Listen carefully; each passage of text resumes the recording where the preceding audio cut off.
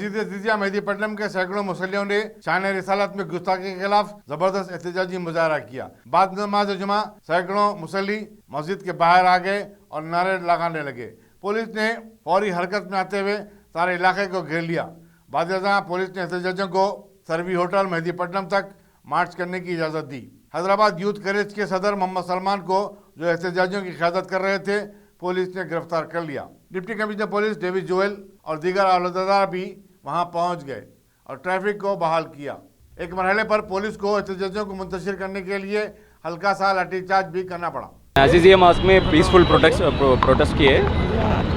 Half an hour democratically peaceful protest करके चला गए उन लोग। कोई प्रॉब्लम तो नहीं। Thank you.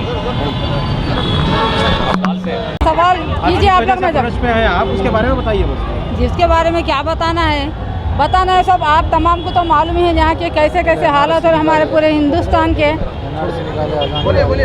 हर चीज़ को हम लोग खामोश होते चले गए। जैसा कि NRC का गड़बड़ चली, उसके बाद क्या है फिर ये तमाम होते चले गए। बाबरी मस्जिद का चली हम लोग मुसलमान बर्दाश्त कर लिए।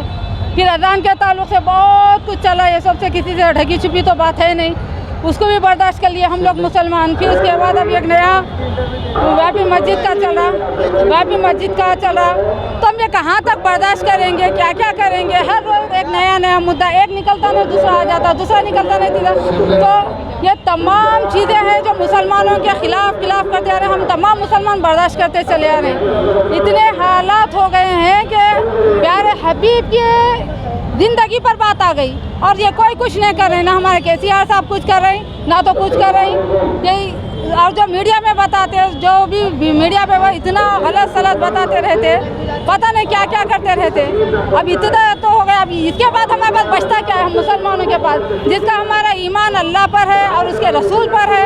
उस चीज़ को अम्मा आयशा के लिए क्या कुछ कहा जा रहा है, तो अब हम करेंगे तो क्या करेंगे। अब जो बहुत कुछ बोलते चले गए, हम लोग खामोश होते रहते चले गए। लेकिन यहाँ हालत यहाँ पर आ गई तो हम अब तक खामोश बैठे। मसाजिद के लिए हम लोग खामोश बैठे, खूनरेज़ी करें खामोश बैठे। हर तरीके से मुसलमानों को दबाते जा रहे हैं, हम लोग बर्दाश्त कर लेते चले गए। लेकिन इस मामले में कोई खामोश बैठने वाला नहीं है। देखिए जहाँ तक हो सके इंशाल्लाह हमारे जिस्म का एक या खून का खतरा भी देने के लिए हमारे नौजवान भी तैयार है और हम औरतें भी तैयार है।